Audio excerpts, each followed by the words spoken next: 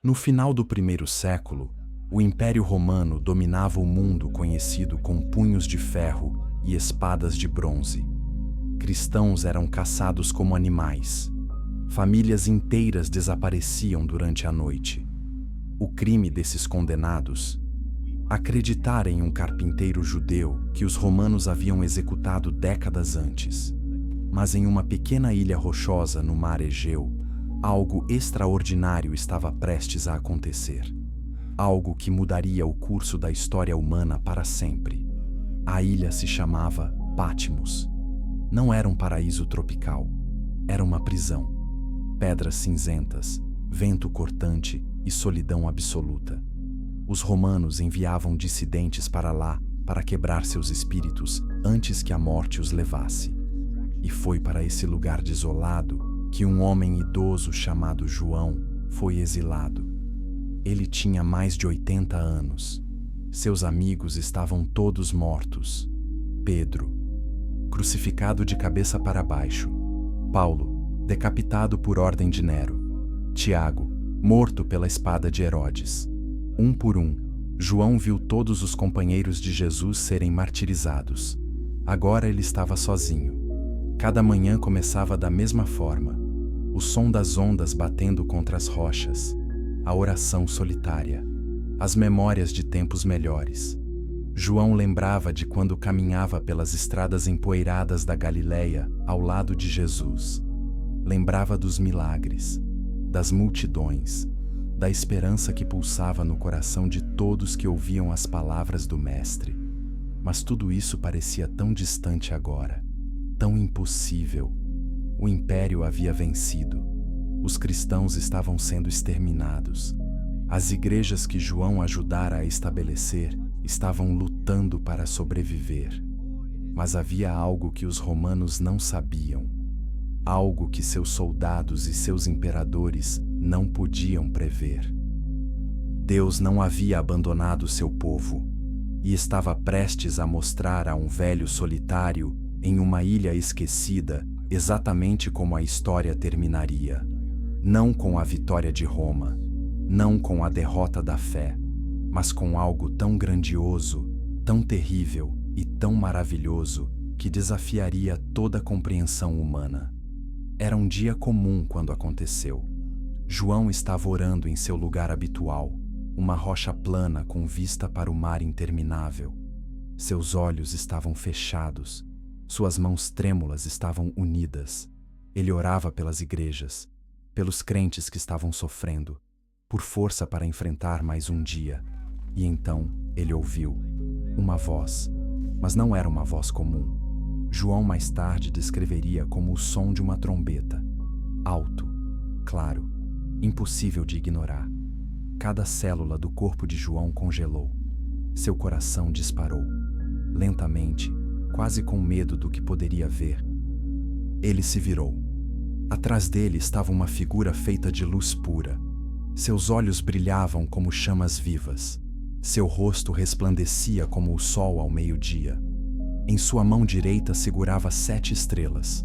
De sua boca saía uma espada afiada, e sua voz soou como o rugido de muitas águas. João caiu no chão como se estivesse morto.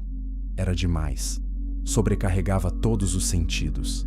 Então ele sentiu uma mão em seu ombro, gentil, reconfortante, e a voz, agora mais suave, disse algo que João nunca esqueceria. Não tenha medo. Eu sou o primeiro e o último. Eu estava morto, mas agora estou vivo para sempre. Era Jesus, mas não o Jesus que João conhecera na Galileia. Não o homem que comia peixe com pecadores e contava histórias a crianças. Este era Jesus em sua verdadeira forma. Jesus, como realmente, era além dos limites da carne humana. Jesus em toda a sua glória celestial, e ele tinha uma mensagem que precisava ser escrita, uma mensagem que atravessaria séculos, uma mensagem sobre o fim de todas as coisas e o começo de algo novo. Escreva o que você vê, Jesus ordenou. Escreva e envie para 7 igrejas. João pegou sua pena com mãos trêmulas. Ele não tinha ideia do que estava prestes a testemunhar. Não tinha ideia de que suas palavras seriam lidas por bilhões de pessoas ao longo de milhares de anos. Não tinha ideia de que estava prestes a ver o futuro da humanidade se desdobrar diante de seus olhos. Tudo o que sabia era que a voz havia ordenado, e ele obedeceria. O que aconteceu a seguir mudaria tudo, porque João estava prestes a ver coisas que nenhum ser humano jamais testemunhara, coisas que os anjos desejavam compreender, coisas que fariam reis tremerem e nações se curvarem. Ele estava prestes a ver o fim do mundo e o começo da eternidade. Se você está fascinado por profecias bíblicas e mistérios antigos, inscreva-se agora neste canal. O que vem a seguir nas 7 cartas vai revelar verdades sobre a natureza humana que ainda são relevantes hoje. Você não vai querer perder. Chapter 2. O ancião e a visão de fogo. João olhou para a figura resplandecente diante dele e tentou processar o impossível. Esta era a mesma pessoa que ele vira ser crucificada, o mesmo Jesus que sangrara e morrera em uma cruz romana. Como isso era possível? Mas a voz não deixava dúvidas. Era ele, e tinha uma mensagem urgente. Jesus apontou para 7 candelabros de ouro que apareceram ao redor deles, dispostos em círculo. Cada um destes candelabros representa uma igreja. Jesus explicou: e as 7 estrelas em minha mão representam os anjos ou mensageiros de cada uma dessas igrejas. As 7 igrejas estavam espalhadas pela região que hoje conhecemos como Turquia: Éfeso, Esmirna, Pérgamo, Tiatira, Sardes, Filadélfia e Laodiceia. Eram comunidades reais de crentes enfrentando perseguição real. Pessoas que acordavam cada dia sem saber se veriam o pôr do sol. Famílias que se reuniam em segredo, sussurrando orações em porões escuros. E Jesus tinha algo específico a dizer para cada uma delas. Algo que revelaria não apenas suas situações, mas a natureza eterna da luta entre luz e trevas. A primeira mensagem foi para Éfeso. Esta era uma grande cidade portuária, centro de comércio e lar de uma das 7 maravilhas do mundo antigo. A igreja ali era forte, ortodoxa, trabalhadora. Para a igreja em Éfeso, Jesus disse: escreva isto. Eu conheço suas obras. Sei que você trabalha duro e não tolera pessoas más. Você testou aqueles que dizem ser apóstolos, mas não são. Você perseverou através de dificuldades e não desistiu. Até aqui, tudo parecia elogio. Mas então veio a reviravolta devastadora. Mas tenho algo contra você. Você abandonou seu primeiro amor. Pense nisso. Uma igreja que fazia tudo certo doutrinariamente, que trabalhava incansavelmente, que não comprometia a verdade, mas havia perdido algo essencial: o amor, a paixão, a chama que os fizera abraçar a fé inicialmente. Eles tinham ortodoxia sem afeição, correto comportamento sem compaixão. E Jesus advertiu que se não se arrependessem, ele removeria seu candelabro. Eles deixariam de ser uma luz no mundo. Quantas organizações, quantas comunidades, quantas vidas individuais caem nessa mesma armadilha? Começam com paixão, mas com o tempo se tornam rígidas, focadas em regras, frias. A mensagem para Éfeso ecoa através dos séculos. A segunda carta foi para Esmirna. Esta igreja estava sofrendo tremendamente: pobreza, calúnia, prisão iminente. Alguns de seus membros seriam executados em breve. Mas para eles, Jesus não tinha críticas, apenas encorajamento. Eu conheço suas aflições e sua pobreza, ele disse, mas você é rico. Não tenha medo do que está prestes a sofrer. Alguns de vocês serão lançados na prisão para serem testados. Você sofrerá perseguição por 10 dias, mas seja fiel até a morte, e eu lhe darei a coroa da vida. 10 dias. Alguns acreditam que isso era literal. Outros pensam que simbolizava um período curto, mas intenso de provação. O que é certo é que Jesus prometeu que o sofrimento não duraria para sempre e que a fidelidade através dele seria recompensada. Agora aqui está algo que muitos não sabem. Esmirna foi uma das únicas 2 igrejas que não receberam nenhuma crítica, e ela estava passando pela pior situação de todas. Às vezes, o sucesso espiritual não se mede pelo conforto, mas pela perseverança sob pressão. Você já se perguntou por que algumas pessoas que parecem ter tudo espiritualmente se afastam, enquanto outras que enfrentam provações terríveis permanecem firmes? A diferença está em onde seu coração está ancorado. E Esmirna nos mostra que a fé genuína brilha mais forte na escuridão mais profunda. A terceira mensagem foi para Pérgamo. Esta cidade era a capital política da região e estava saturada de adoração pagã. Havia um altar massivo dedicado a Zeus, construído na encosta da montanha. Tão importante, tão dominante, que alguns chamavam Pérgamo de trono de Satanás. Imagine tentar ser cristão em uma cidade onde o culto pagão dominava cada aspecto da vida pública, onde recusar-se a participar significava exclusão social e econômica. Para esta igreja, Jesus disse: "Eu sei onde você vive, onde Satanás tem seu trono. No entanto, você permanece fiel ao meu nome." Mas então veio a crítica. Você tolerou pessoas que ensinam falsas doutrinas, que seduzem crentes para a imoralidade sexual e participação em rituais pagãos. Em outras palavras, sim, vocês são corajosos. Sim, vocês permaneceram leais sob pressão, mas vocês foram tolerantes demais com ensinos que comprometem a verdade. Vocês deixaram a corrupção entrar. Esta é a tensão que toda comunidade de fé enfrenta.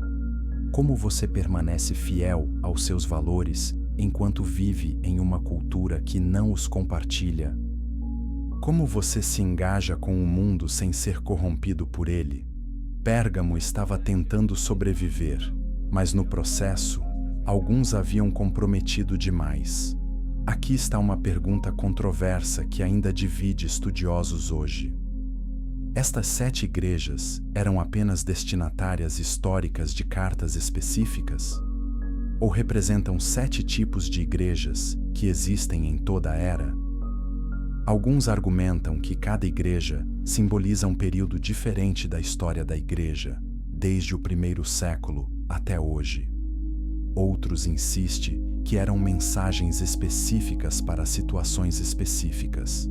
E alguns acreditam que funcionam em múltiplos níveis, falando tanto para o contexto original quanto para realidades eternas. O que você acha? Quando você lê essas cartas, vê sua própria comunidade refletida nelas? Se você está gostando desta jornada pelo Apocalipse, deixe um like agora. E comente abaixo qual dessas igrejas você acha que mais se parece com a igreja moderna. As próximas cartas vão revelar advertências ainda mais chocantes. Chapter 3. As 7 cartas do julgamento. A 4ª carta foi direcionada a Tiatira, uma cidade menor conhecida por suas guildas comerciais. Se você quisesse trabalhar em Tiatira, precisava se juntar a uma guilda. E as reuniões das guildas envolviam adoração pagã e comportamento imoral. Os cristãos ali enfrentavam um dilema impossível: comprometer sua fé para ganhar a vida ou permanecer puros e arriscar a pobreza. Jesus elogiou seu amor, fé, serviço e perseverança. Ele notou que estavam fazendo mais agora do que quando começaram. Mas então veio a bomba. Você tolera aquela mulher Jezabel, que se diz profetiza. Por meio de seu ensino, ela engana meus servos, levando-os à imoralidade sexual e a comer alimentos sacrificados a ídolos. Quem era esta mulher? Não sabemos seu nome real. Jesus a chama de Jezabel, uma referência a uma rainha maligna na história de Israel. Esta mulher em Tiatira provavelmente estava ensinando que os cristãos podiam participar de rituais pagãos sem consequências, que podiam comprometer para sobreviver economicamente, e a igreja estava deixando ela fazer isso. A advertência de Jesus foi severa. Ele lhe dera tempo para se arrepender, mas ela se recusou. Então, o julgamento estava vindo, não apenas para ela, mas para aqueles que seguiam seu ensino. A verdade importa. E tolerar falsos ensinamentos, especialmente ensinamentos que tornam o compromisso aceitável, tem consequências. A quinta igreja era Sardes. Sardes tinha uma reputação. Todos pensavam que esta igreja estava prosperando. De fora, parecia viva, vibrante, bem-sucedida. As pessoas provavelmente apontavam para Sardes e diziam: agora, essa é uma igreja saudável. Mas Jesus viu algo diferente. Para a igreja em Sardes, escreva isto: eu conheço suas obras. Você tem a reputação de estar vivo, mas está morto. Morto. Imagine o choque de ouvir isso. Você pensa que está indo bem. Todos ao seu redor pensam que você está indo bem. E então, é dito que você está realmente morto. Você só não sabe disso ainda. Jesus continuou: acorde, fortaleça o que resta e está prestes a morrer. Eu descobri que suas obras estão inacabadas aos olhos de Deus. Aqui está o que é arrepiante sobre esta mensagem. Sardes não estava enfrentando perseguição. Eles não estavam lidando com falsos mestres. Eles não haviam abandonado o amor. Eles apenas estavam passando pelos movimentos, sonâmbulos espirituais. Eles tinham todas as aparências de vida, as reuniões, os rituais, as atividades, mas nenhuma vitalidade real, nenhuma conexão real com Deus. Eles eram como um corpo com pulso, mas sem consciência. Mas havia esperança. Jesus disse que algumas pessoas em Sardes não haviam manchado suas roupas. Eles andariam com ele, vestidos de branco, porque eram dignos. Mesmo em uma igreja moribunda, alguns indivíduos permaneciam fiéis. E Jesus os viu. Conhecia seus nomes. Prometeu honrá-los. Aqui está a questão perturbadora que isso levanta. Uma organização inteira pode morrer, enquanto indivíduos dentro dela permanecem espiritualmente vivos. Uma comunidade pode perder seu propósito, mesmo quando seus membros mantêm fé pessoal? A mensagem para Sardes sugere que a resposta é sim. E isso é preocupante e reconfortante ao mesmo tempo. A sexta igreja foi Filadélfia.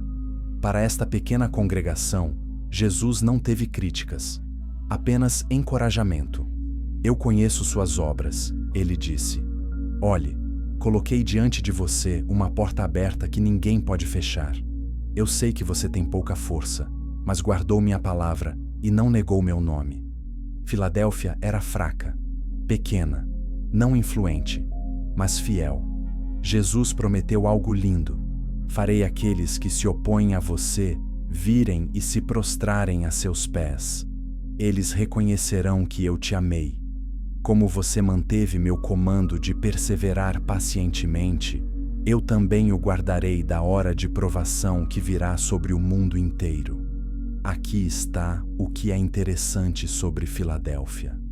Esta igreja pequena e fraca recebeu uma das mensagens mais encorajadoras. Eles não estavam fazendo nada espetacular. Não eram famosos. Eles apenas continuaram acreditando. Continuaram fiéis mesmo quando tinham pouca força. Às vezes a fidelidade não é sobre ser forte. É sobre se recusar a desistir quando você está fraco. É sobre dar mais um passo quando você acha que não pode. É sobre manter a chama acesa, mesmo quando o vento está tentando apagá-la. E então, chegamos à sétima e última igreja, Laodiceia. Esta mensagem é talvez a mais famosa e a mais desconfortável de todas as 7. Laodiceia era rica, realmente rica. A cidade era um centro bancário. Eles fabricavam roupas caras de lã preta. Tinham uma escola médica famosa que produzia um colírio que as pessoas viajavam longe para comprar. Eles tinham tudo: riqueza, cultura, medicina, conforto. E Jesus disse isto: eu conheço suas obras. Você não é nem frio nem quente. Eu gostaria que você fosse um ou outro. Então, porque você é morno, nem quente nem frio, estou prestes a vomitá-lo da minha boca. Morno, não apaixonadamente fiel, não abertamente rebelde, apenas confortável, complacente. Jesus continuou: você diz: eu sou rico, adquiri riqueza e não preciso de nada. Mas você não percebe que é miserável, lamentável, pobre, cego e nu. Pense na ironia. Eles faziam colírio, mas eram espiritualmente cegos. Eles fabricavam roupas caras, mas eram espiritualmente nus.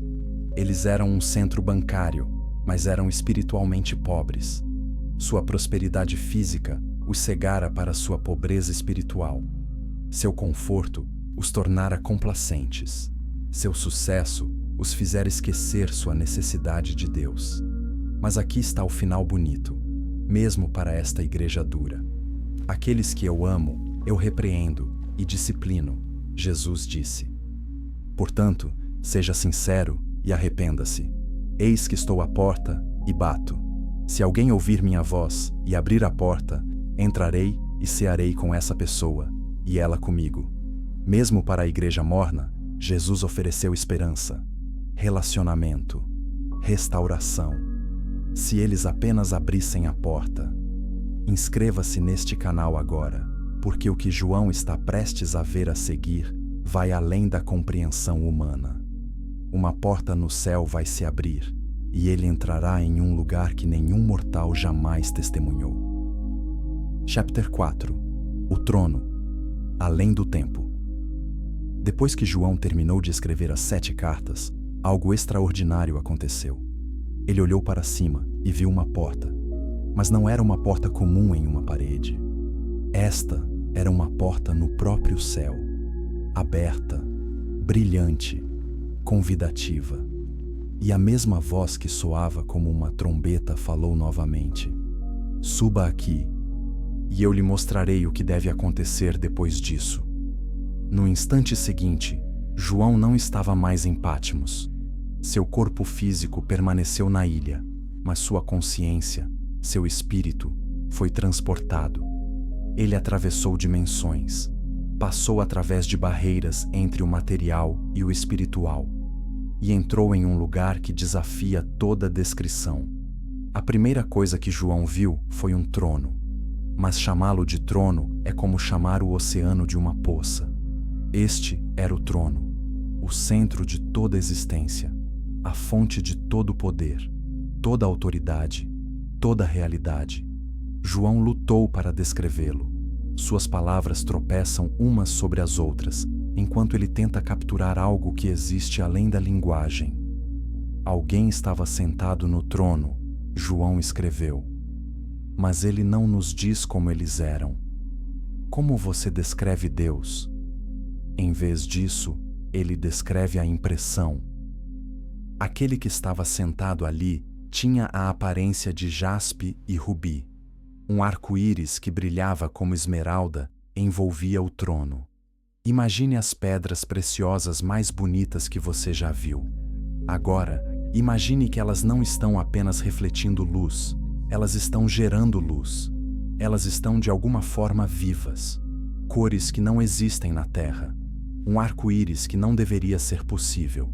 Beleza que faz seus olhos lacrimejarem e seu coração parar. Era isso que João estava tentando descrever. Ao redor do trono principal havia 24 outros tronos, e sentados neles estavam 24 anciãos, vestidos de branco e usando coroas de ouro. Quem eram esses anciãos? Estudiosos debatem isso há séculos. Alguns dizem que representam as 12 tribos de Israel e os 12 apóstolos, a velha e a nova aliança combinadas. Outros sugerem que são seres angelicais.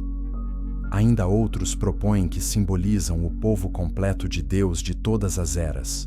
Do trono vinham relâmpagos, estrondos e trovões, João escreveu.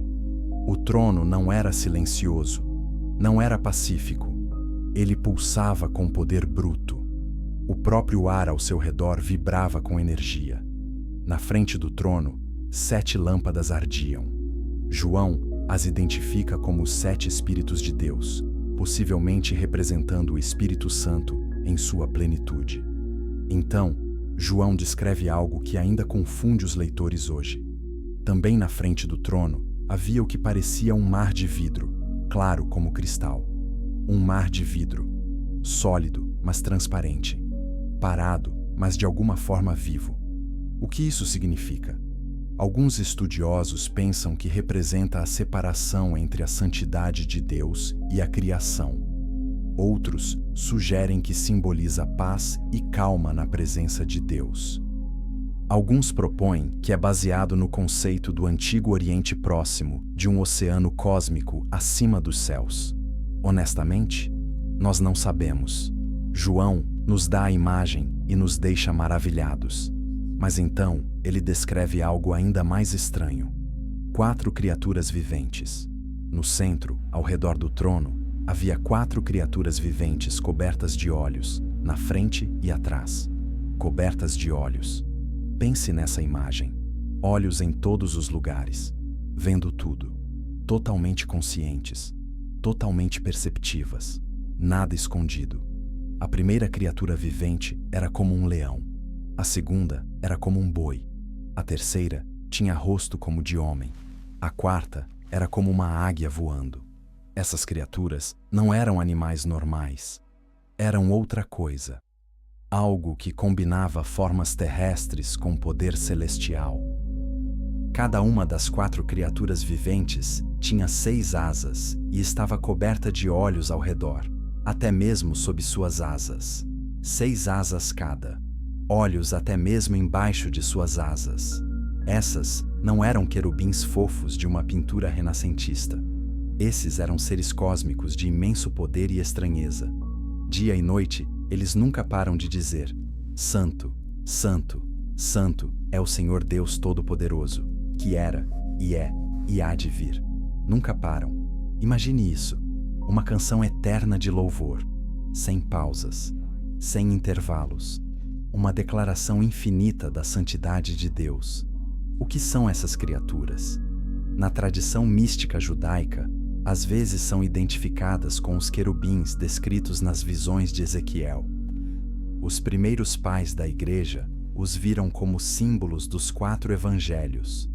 Mateus, como o homem enfatizando a humanidade de Jesus. Marcos, como o leão simbolizando o poder. Lucas como o boi representando o serviço, João como a águia significando divindade. Mas talvez não sejam símbolos, talvez sejam seres reais, guardiões do trono, encarnações vivas da adoração da criação. Aqui está o que me impressiona nesta cena. Não é nada como as imagens sanitizadas e confortáveis do céu que frequentemente imaginamos. Não há luz suave, não há música gentil, não há nuvens pacíficas. Isso é avassalador, poderoso, quase alienígena em sua estranheza. A sala do trono de Deus não foi projetada para o conforto humano. É o centro do poder cósmico. João assistiu enquanto os 24 anciãos caíam diante do trono. Eles colocaram suas coroas diante daquele que estava sentado e clamaram: Você é digno, nosso Senhor e Deus, de receber glória, honra e poder, pois você criou todas as coisas, e por sua vontade elas foram criadas e têm seu ser. Se você está fascinado por essa visão do céu, compartilhe este vídeo com alguém que precisa ouvir isso. O que acontece a seguir vai mudar tudo, porque João está prestes a ver algo que o fará chorar de desespero. Chapter 5. O Cordeiro e o Livro Selado. João notou algo na mão direita daquele que estava sentado no trono. Um rolo. Mas não era um rolo comum. Este estava selado com 7 selos. No mundo antigo, um documento importante seria selado para proteger seu conteúdo. Um testamento seria selado até que a pessoa morresse. Um decreto real seria selado com o anel de sinete do rei. Este rolo tinha 7 selos. Isso significava que era extremamente importante, supremamente protegido. O que quer que estivesse escrito dentro tinha significância massiva. Então, um anjo poderoso proclamou em voz alta: "Quem é digno de quebrar os selos e abrir o rolo?" João olhou ao redor. Ele esperou que alguém desse um passo à frente. Ninguém o fez. Ninguém no céu, ou na terra, ou sob a terra, pôde abrir o rolo ou sequer olhar dentro dele. Pense no que isso significa. Nem um único ser em toda a existência, nem o anjo mais poderoso, nem o santo mais sagrado, nem a criatura mais sábia, era digno de abrir este rolo. E João começou a chorar. Não apenas uma lágrima silenciosa. Ele chora amargamente. Por quê? Porque ele entendeu algo profundo. Aquele rolo representava o plano de Deus para a história, seu design para a criação, seu propósito para tudo. E se ninguém pudesse abri-lo, então a história não tinha propósito. A criação não tinha significado. Tudo era aleatório e sem sentido. Naquele momento, João enfrentou o desespero existencial. Se ninguém é digno de revelar o plano de Deus, então não há plano. E se não há plano, não há esperança. Um dos anciãos tocou o ombro de João. "Não chore", ele disse. "Veja, o leão da tribo de Judá, a raiz de Davi, triunfou. Ele é capaz de abrir o rolo e seus 7 selos." João se virou, esperando ver um leão poderoso, um guerreiro conquistador, um rei vitorioso. Em vez disso, ele viu um cordeiro. Mas este não era um cordeiro fofo. Este era um cordeiro que parecia ter sido morto. Ele trazia as marcas do sacrifício, as feridas da morte. No entanto, estava de pé vivo. E tinha 7 chifres e 7 olhos, que João diz representarem os 7 Espíritos de Deus enviados por toda a terra. Um cordeiro morto, com 7 chifres representando o poder completo e 7 olhos representando o conhecimento completo. Morto, mas vivo. Fraco, mas onipotente. Este é o paradoxo no coração da teologia cristã. Aquele que salva o mundo o faz não através da violência, mas através do sacrifício. Não conquistando, mas morrendo. O leão é um cordeiro. O cordeiro avançou e pegou o rolo da mão direita daquele que estava sentado no trono. E quando ele o fez, tudo explodiu em adoração. As 4 criaturas viventes e os 24 anciãos se prostraram diante do cordeiro. Cada um tinha uma harpa e taças de ouro cheias de incenso, que João diz serem as orações do povo de Deus. Pense nisso. Suas orações, representadas como incenso no céu, subindo diante de Deus, contidas em taças de ouro por anciãos na sala do trono. Então, eles cantaram uma nova canção. Você é digno de pegar o rolo e abrir seus selos, porque você foi morto. E com seu sangue comprou para Deus pessoas de toda tribo, língua, povo e nação. Você os fez serem um reino e sacerdotes para servir nosso Deus, e eles reinarão na terra. É por isso que o cordeiro era digno. Não porque era poderoso, embora fosse. Não porque era sábio, embora fosse, mas porque foi morto, porque se sacrificou para salvar outros. Então João ouviu algo que desafia a imaginação.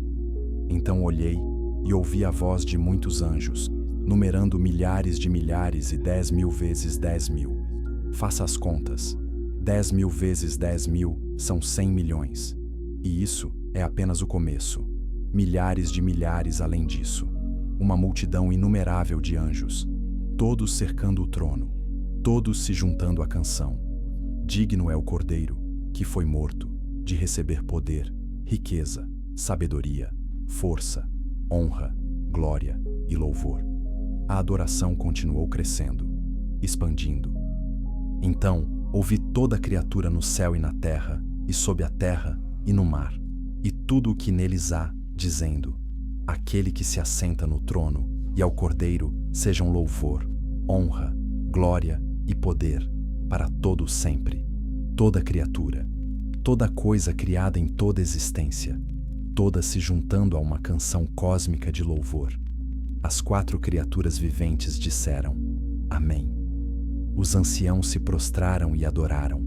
E naquele momento, João testemunhou para que o universo foi criado. Não para o benefício da humanidade, embora Deus ame a humanidade. Não para os anjos, embora eles o sirvam fielmente. O universo foi criado para isto: adoração, o reconhecimento do valor supremo, o reconhecimento de que somente Deus é o centro e a fonte de toda a realidade. Esta cena da sala do trono é o coração pulsante do Apocalipse. Todo o resto no livro flui deste momento. Os julgamentos vêm porque Deus é santo e deve julgar o pecado. A salvação vem porque o Cordeiro foi morto e pode redimir. A nova criação vem porque Deus é digno de criar novamente. Deixe um like se essa visão do céu está impactando você. Porque agora o Cordeiro vai começar a quebrar aqueles 7 selos, e o que acontece a seguir vai abalar os próprios fundamentos da criação. Chapter 6. Quando os selos se quebram, João observou enquanto o Cordeiro alcançava o rolo. Sua mão agarrou o primeiro selo e o quebrou. O som ecoou pelo céu como um trovão. João saltou. Então, uma das 4 criaturas viventes falou com uma voz como trovão: Venha! João olhou, e diante de seus olhos, um cavalo branco apareceu. Seu cavaleiro segurava um arco. Alguém colocou uma coroa em sua cabeça, e ele saiu como um conquistador determinado a conquistar. Agora, aqui está onde a interpretação fica realmente interessante e controversa. Quem é este cavaleiro no cavalo branco? Alguns estudiosos dizem que é o próprio Cristo. Afinal, branco simboliza pureza e justiça. Mais tarde no Apocalipse, Cristo retorna em um cavalo branco. Então talvez este primeiro selo mostre Cristo avançando para conquistar espiritualmente, espalhando o Evangelho. Mas outros argumentam que isso não pode estar certo. Por que Cristo precisaria de um selo quebrado para ser liberado? Além disso, os outros 3 cavaleiros claramente representam forças negativas. Então, talvez este cavaleiro do cavalo branco represente conquista, imperialismo ou o anticristo fingindo ser bom. Ainda outros sugerem que representa a expansão do Império Romano ou qualquer império que conquista em nome da paz, mas traz opressão. O que você acha? O primeiro cavaleiro é Cristo ou algo mais sombrio? O texto não nos diz explicitamente. João apenas descreve o que viu e nos deixa para decifrar o significado. O Cordeiro quebrou o segundo selo. A segunda criatura vivente disse: Venha! Outro cavalo apareceu. Este era vermelho fogo. Seu cavaleiro recebeu poder para tirar a paz da terra e fazer as pessoas se matarem. Uma grande espada foi dada a ele. Este é mais claro. O cavalo vermelho representa guerra, não conquista. Essa foi a do primeiro cavalo. Isto é caos, guerra civil, vizinho voltando-se contra vizinho, sangue nas ruas. E note que o cavaleiro recebe poder. Quem dá isso? O texto implica que Deus permite. Esta não é aleatoriedade, é julgamento, é consequência. Ao longo da história, os humanos experimentaram isso. Períodos em que a sociedade desmorona, onde a violência irrompe, onde o fino verniz da civilização se racha. O Cordeiro quebrou o terceiro selo. A terceira criatura vivente disse: Venha! Um cavalo preto apareceu. Seu cavaleiro segurava uma balança. Então, João ouviu uma voz entre as 4 criaturas viventes dizer: 1 quilo de trigo por um salário de um dia e 3 quilos de cevada por um salário de um dia. Mas não danifique o azeite e o vinho. Isto é fome, mas um tipo específico de fome. Não total inanição onde tudo acaba. Esta é fome econômica, inflação tão severa que comida básica custa um salário de um dia. Trigo era a comida dos ricos. Cevada era o que as pessoas pobres comiam. A voz diz que ambos serão incrivelmente caros. Você trabalhará o dia todo apenas para pagar pão suficiente para sobreviver. Mas não danifique o azeite e o vinho. Esses eram itens de luxo. Então, esta é uma fome onde os pobres passam fome, enquanto os ricos ainda têm seus luxos. Disparidade econômica levada ao extremo. Alguns historiadores apontam que na época de João, o imperador Domiciano havia aprovado leis sobre a produção de vinho que criavam exatamente esse tipo de desequilíbrio econômico. João estava vendo o futuro ou descrevendo seu presente em linguagem simbólica? O cordeiro quebrou o 4º selo. A 4ª criatura disse: "Venha." João olhou e lá diante dele estava um cavalo pálido. Na verdade, a palavra grega é chloros, verde pálido, a cor de um cadáver, a cor da decomposição. Seu cavaleiro se chamava Morte, e Hades o seguia de perto. Eles receberam poder sobre 1/4 da terra para matar por espada, fome, praga e pelas feras da terra. 1/4 da terra. Pense nisso. Não todos. Não aniquilação total. Mas morte massiva, generalizada, de múltiplas causas. Guerra, fome, doença e até animais selvagens. Aqui está o que é arrepiante. Isto não é o fim. Este é apenas o 4º selo. Ainda há mais 3 para abrir. E fica pior. O cordeiro quebrou o 5º selo. Mas desta vez, nenhuma criatura disse venha. Nenhum cavalo apareceu. Em vez disso, João viu algo inesperado. Vi sob o altar as almas daqueles que haviam sido mortos por causa da palavra de Deus e do testemunho que mantinham. Mártires. Pessoas que foram mortas por sua fé. Eles clamaram em alta voz: "Até quando, Senhor soberano, santo e verdadeiro, até que você julgue os habitantes da terra e vingue nosso sangue?" Este é um dos momentos mais poderosos do Apocalipse. A pergunta que toda vítima de injustiça fez ao longo da história: até quando? Até quando, até que o mal seja punido?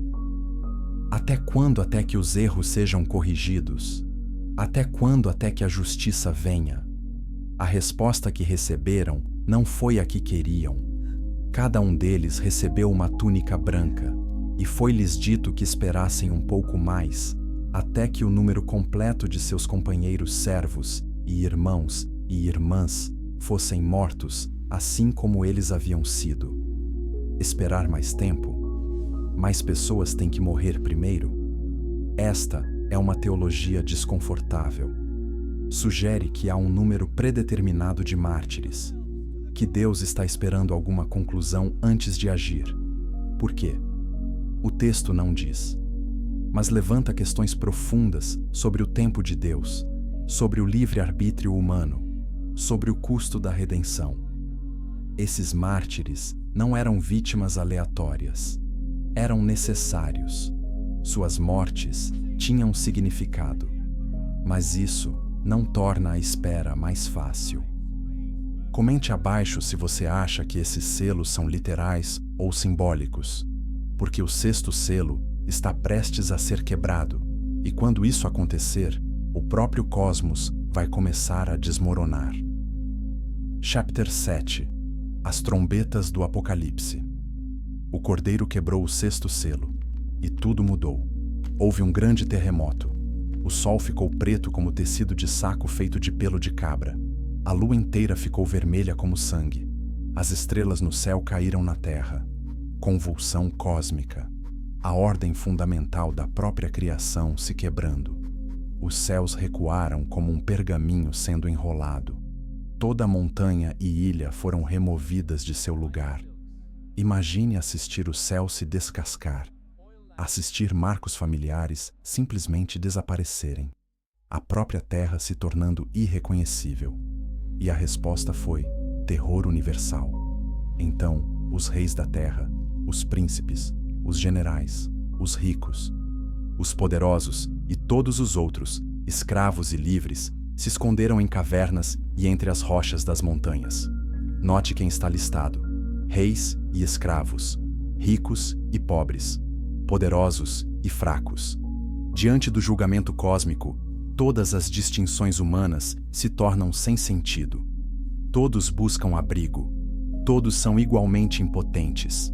Eles clamaram às montanhas e rochas: caiam sobre nós e nos escondam da face daquele que se assenta no trono e da ira do Cordeiro. Porque o grande dia de sua ira chegou. E quem pode suportar? A ira do Cordeiro. Pense nessa frase. Geralmente associamos cordeiros com gentileza, inocência, vulnerabilidade. Mas aqui, o Cordeiro traz ira. É o paradoxo supremo. Aquele que morreu para salvar é aquele que julga aqueles que rejeitam essa salvação. Após o terror do sexto selo, João testemunha algo inesperado. Um interlúdio. Uma pausa no julgamento. Ele vê 4 anjos parados nos 4 cantos da terra, segurando os 4 ventos para evitar danos à terra, ao mar ou às árvores. Então, outro anjo aparece, vindo do leste. Ele tem o selo do Deus vivo e chama os 4 anjos. Não prejudiquem a terra, nem o mar, nem as árvores, até que coloquemos um selo nas testas dos servos de nosso Deus. Um selo, uma marca de proteção. Como o sangue nas ombreiras durante a primeira Páscoa no Egito, este selo identificará e protegerá o povo de Deus durante os julgamentos vindouros. Então, João ouve o número daqueles que foram selados: 144.000 das 12 tribos de Israel, 12.000 de cada tribo. Agora, aqui está onde a interpretação fica realmente interessante. 144.000 é um número literal? Exatamente essa quantidade de pessoas é selada? Ou é simbólico? 12 tribos vezes 12.000, 12 sendo o número do povo de Deus, tanto o Antigo Testamento quanto o Novo Testamento. 12 vezes 12 é 144. Adicione 3 zeros, representando completude, e você obtém 144.000. Alguns grupos cristãos ensinam que 144.000 é o número exato de pessoas que serão salvas ou irão para o céu. Mas outros apontam que imediatamente após isso, João vê algo mais. Depois disso, olhei, e diante de mim estava uma grande multidão que ninguém podia contar, de toda a nação, tribo, povo e língua, de pé diante do trono e diante do Cordeiro. Ninguém podia contar. Número infinito. Muito mais que 144.000. Estes estavam vestidos de túnicas brancas e segurando ramos de palmeira, símbolos de vitória e adoração. Eles clamaram: a salvação pertence ao nosso Deus, que se assenta no trono, e ao Cordeiro. Um dos anciãos pergunta a João: quem são essas pessoas vestidas de branco? De onde vieram? João admite que não sabe. O ancião explica: estes são aqueles que saíram da grande tribulação. Eles lavaram suas túnicas e as tornaram brancas no sangue do Cordeiro. Saíram da grande tribulação. Tempo passado. Eles já passaram por isso. Eles perseveraram. Eles sobreviveram. E agora eles estão diante do trono de Deus, adorando dia e noite. Deus os abriga. Eles nunca mais têm fome ou sede. O sol não bate neles. O Cordeiro, que é seu pastor, os conduz a fontes de águas vivas. E Deus enxugará toda a lágrima de seus olhos. Toda a lágrima, toda a dor, todo o sofrimento, toda a perda, enxugada como um pai consolando uma criança após um pesadelo. Esta é a promessa que se ergue contra todo julgamento e terror. Esta é a razão pela qual os mártires sob o altar podem esperar. Esta é a esperança que torna o sofrimento suportável. Mas ainda há mais um selo para quebrar. O 7º selo. E o que acontece quando o Cordeiro o quebra, inaugurará uma fase inteiramente nova de julgamento. Quando o Cordeiro quebrou o 7º selo, algo inesperado aconteceu. Silêncio. Houve silêncio no céu por cerca de meia hora. Depois de todo o barulho, o trovão, as canções de adoração, os gritos dos mártires, o terror dos habitantes da terra, de repente, nada. Silêncio no céu por meia hora. Por quê? O que isso significa? Alguns estudiosos sugerem que representa o momento solene antes do julgamento final, como a respiração profunda antes de um mergulho, a calma antes da tempestade.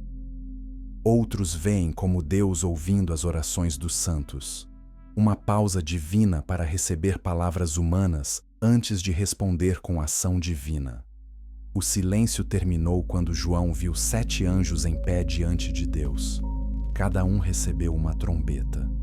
No antigo Israel, trombetas sinalizavam eventos importantes. Elas anunciavam a chegada de um rei. Elas chamavam as pessoas para se reunir. Elas avisavam de perigo se aproximando. Elas marcavam o início de festivais. Essas não eram instrumentos musicais. Eram ferramentas de anúncio, dispositivos de sinal. E o que estavam prestes a anunciar abalaria a criação.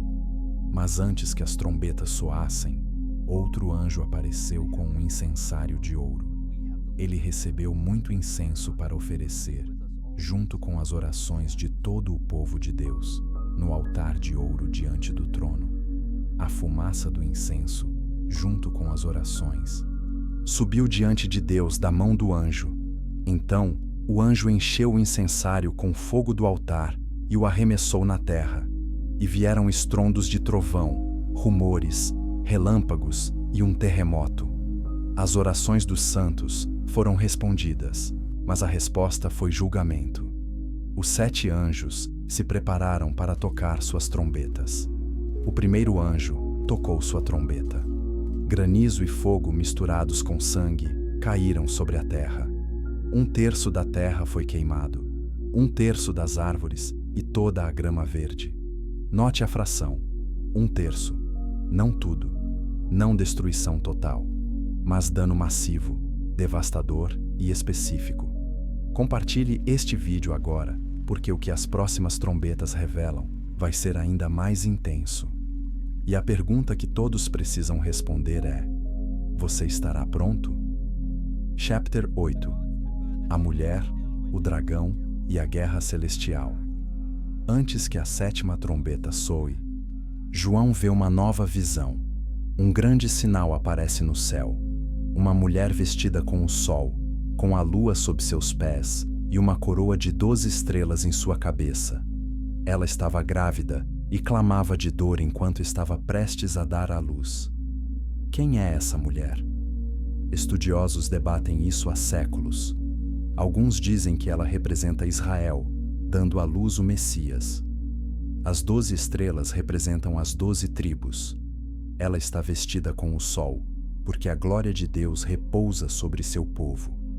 Outros argumentam que ela representa a Igreja, dando à luz Cristo no sentido de proclamá-lo ao mundo. As 12 estrelas são os 12 apóstolos.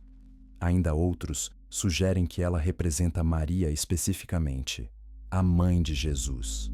Afinal, ela literalmente deu à luz Cristo. Então outro sinal aparece. Um terrível. Um enorme dragão vermelho com 7 cabeças e 10 chifres e 7 coroas em suas cabeças.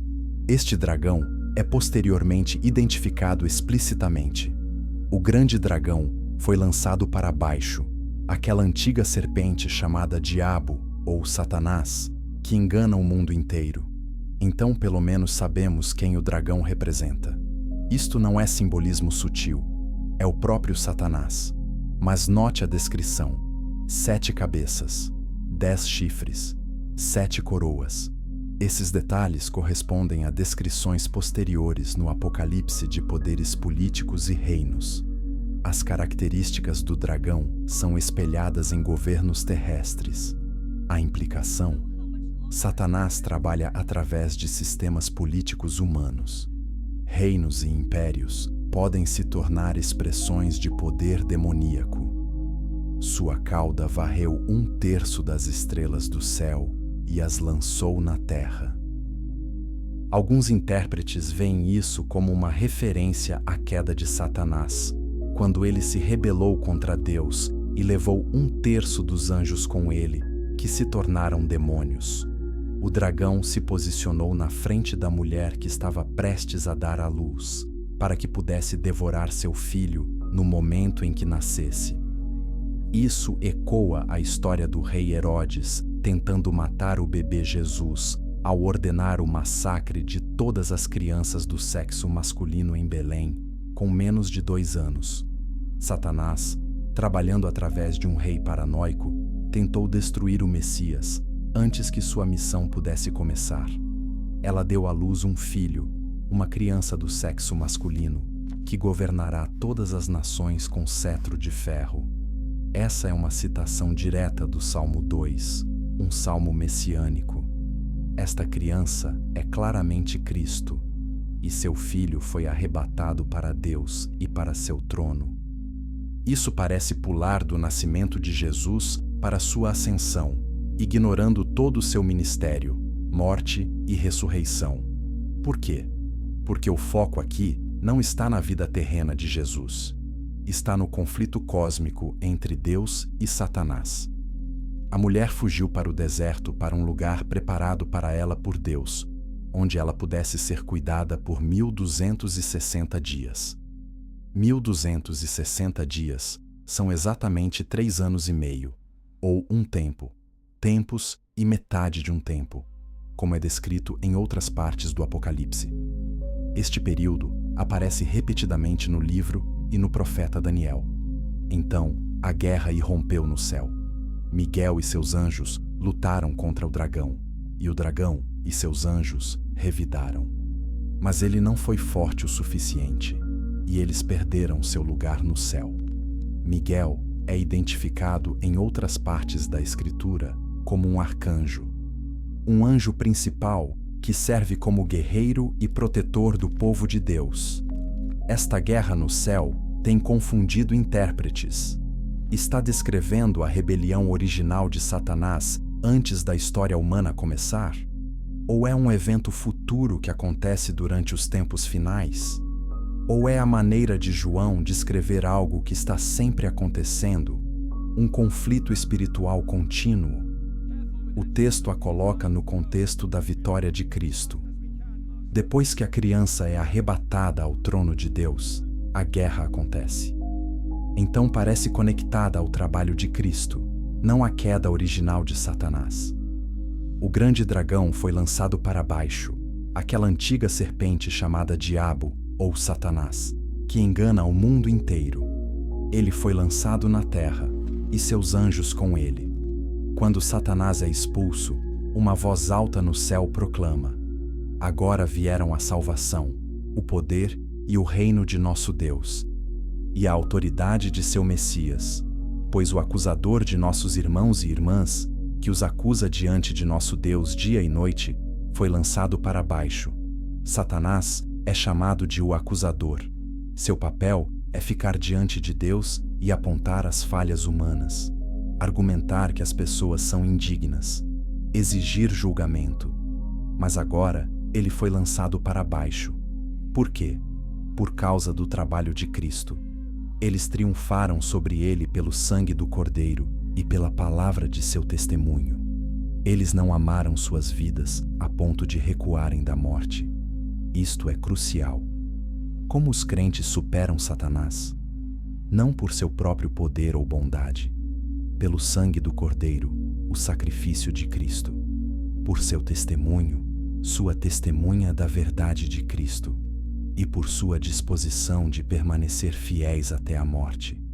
Mas a vós adiciona um aviso. Portanto, regozijem-se, vocês céus e vocês que neles habitam. Mas ai da terra e do mar, porque o diabo desceu até vocês. Ele está cheio de fúria, porque sabe que seu tempo é curto. Satanás foi derrotado, mas ele não foi destruído. Ainda não. E no tempo limitado que lhe resta, ele desencadeará toda a sua fúria contra o povo de Deus. Quando o dragão percebe que foi lançado na terra, ele persegue a mulher. Mas ela recebe as 2 asas de uma grande águia para voar para seu lugar no deserto, onde é cuidada por um tempo, tempos e metade de um tempo. A serpente cospe água como um rio para alcançar a mulher e varrê-la. Mas a terra ajuda a mulher abrindo sua boca e engolindo o rio. Então, o dragão ficou furioso com a mulher e saiu para travar guerra contra o resto de seus descendentes, aqueles que guardam os mandamentos de Deus e mantêm firme seu testemunho sobre Jesus. É aqui que se torna pessoal para os crentes. O dragão não pode destruir a mulher, então ele volta sua fúria para crentes individuais.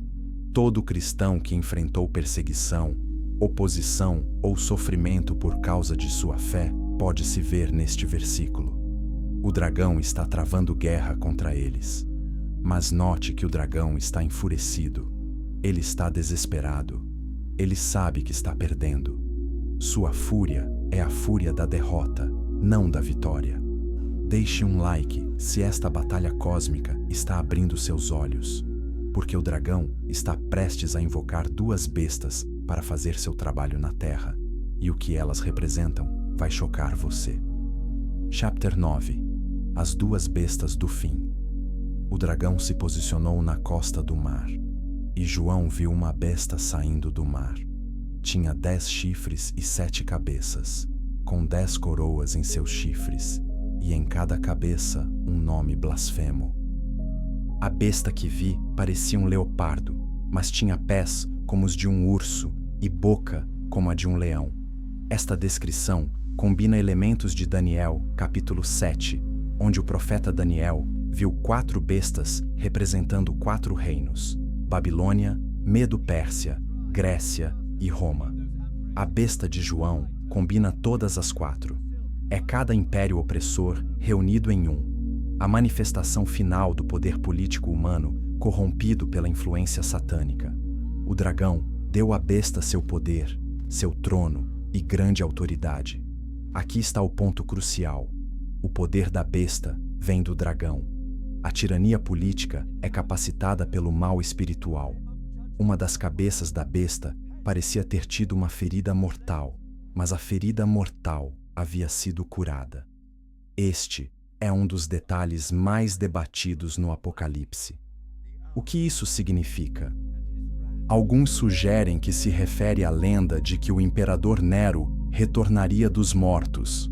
Outros veem como uma paródia da morte e ressurreição de Cristo, a besta imitando a característica definidora do cordeiro. O mundo inteiro ficou maravilhado e seguiu a besta. As pessoas adoravam o dragão porque ele havia dado autoridade à besta, e também adoravam a besta. As pessoas não apenas obedecem à besta, elas a adoram. O poder político se torna um substituto para Deus. Eles perguntam: quem é como a besta? Quem pode fazer guerra contra ela? Essas perguntas ecoam hinos antigos a Deus. Quem é como você, Senhor? Mas aqui, as perguntas são direcionadas à besta. Ela se tornou um Deus falso. A besta recebeu uma boca para proferir palavras orgulhosas e blasfêmias.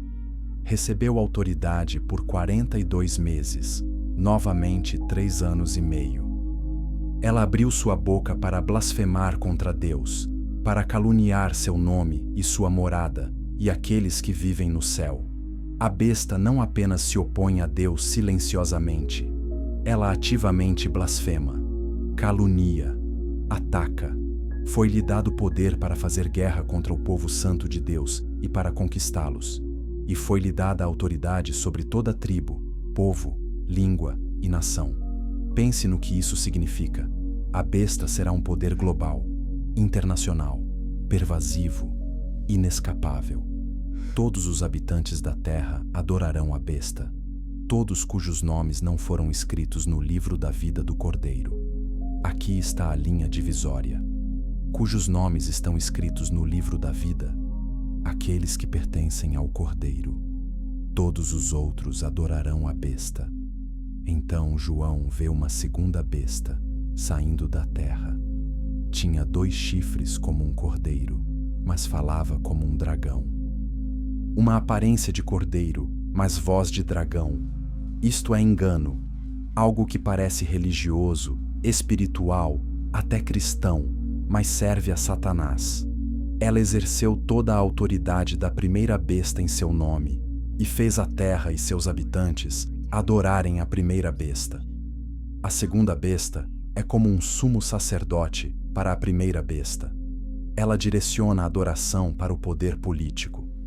Alguns intérpretes veem isso como representando religião falsa ou instituições religiosas corrompidas que servem poderes políticos. Outros veem como um líder religioso futuro específico, o falso profeta. E ela realizou grandes sinais, até fazendo fogo descer do céu, à terra, à vista do povo.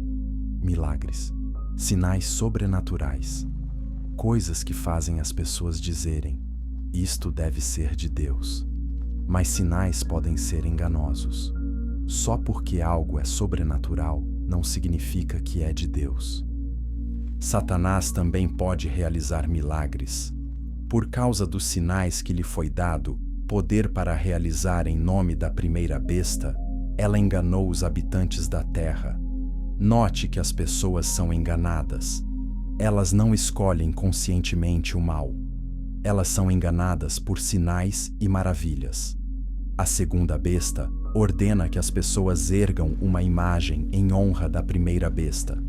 Então, ela dá fôlego à imagem, para que possa falar e fazer com que todos os que se recusarem a adorá-la sejam mortos. Uma imagem que fala. No mundo antigo, isso teria parecido milagroso. Hoje, podemos imaginar tecnologia que faz imagens parecerem falar. Mas de qualquer forma, o ponto é o mesmo. Adore o sistema ou morra. Então, vem a passagem mais famosa desta sessão. Ela também forçou todas as pessoas, grandes e pequenas, ricas e pobres, livres e escravas, a receber uma marca em suas mãos direitas ou em suas testas, para que ninguém pudesse comprar ou vender, a menos que tivesse a marca, que é o nome da besta ou o número de seu nome. A marca da besta. Talvez nenhum detalhe único no Apocalipse tenha gerado mais especulação. Isto exige sabedoria, que a pessoa que tem discernimento calcule o número da besta, pois é o número de um homem. Esse número é 666. 666. O que significa? Nos tempos antigos, as pessoas frequentemente atribuíam valores numéricos às letras. Então, todo nome tinha um número. Esta prática é chamada gematria. Se você calcular Nero César em letras hebraicas, soma 666. Isso levou muitos estudiosos a acreditar que a besta originalmente representava Nero ou o Império Romano. Mas 6 também é 1 a menos que 7, o número da perfeição. Então, 666 pode significar imperfeição perpétua, ficando aquém repetidas vezes. Pretensão humana à divindade que sempre falha. Ao longo da história, as pessoas alegaram identificar o anticristo calculando 666 de vários nomes. Mas talvez o ponto não seja identificar uma pessoa específica. Talvez o ponto seja reconhecer o padrão, estar alerta para sistemas políticos, econômicos, religiosos que exigem lealdade total, que marcam seus seguidores, que excluem aqueles que não se submetem. A marca não é apenas sobre um sinal físico, é sobre propriedade. De quem você é? Do cordeiro ou da besta? E aqui está a verdade desafiadora. Ao longo da história, as pessoas tiveram que escolher: adorar o imperador ou morrer. Jurar lealdade ao regime ou ser excluído. Participar de sistemas corruptos ou perder oportunidade econômica. A marca da besta está perguntando: o que você fará quando o custo da fidelidade se tornar mais do que você acha que pode pagar? Inscreva-se agora, porque o que vem a seguir é o julgamento final de um sistema corrupto chamado Babilônia. E o que ela representa vai fazer você repensar tudo sobre poder, riqueza e onde sua lealdade realmente está. Chapter 10. Babilônia, a cidade condenada. Um dos 7 anjos que derramou as taças se aproxima de João. Venha, vou lhe mostrar a punição da grande prostituta, que se assenta sobre muitas águas. Quem é essa prostituta? E por que ela está sentada sobre muitas águas? O anjo explica que os reis da terra cometeram adultério com ela. E os habitantes da terra se embriagaram com o vinho de seus adultérios. Então, ela representa sedução, corrupção, algo que parece atraente, mas destrói aqueles que se entregam a ela. O anjo leva João em espírito para um deserto. Lá, João vê uma mulher sentada sobre uma besta escarlate, coberta de nomes blasfemos e tendo 7 cabeças e 10 chifres.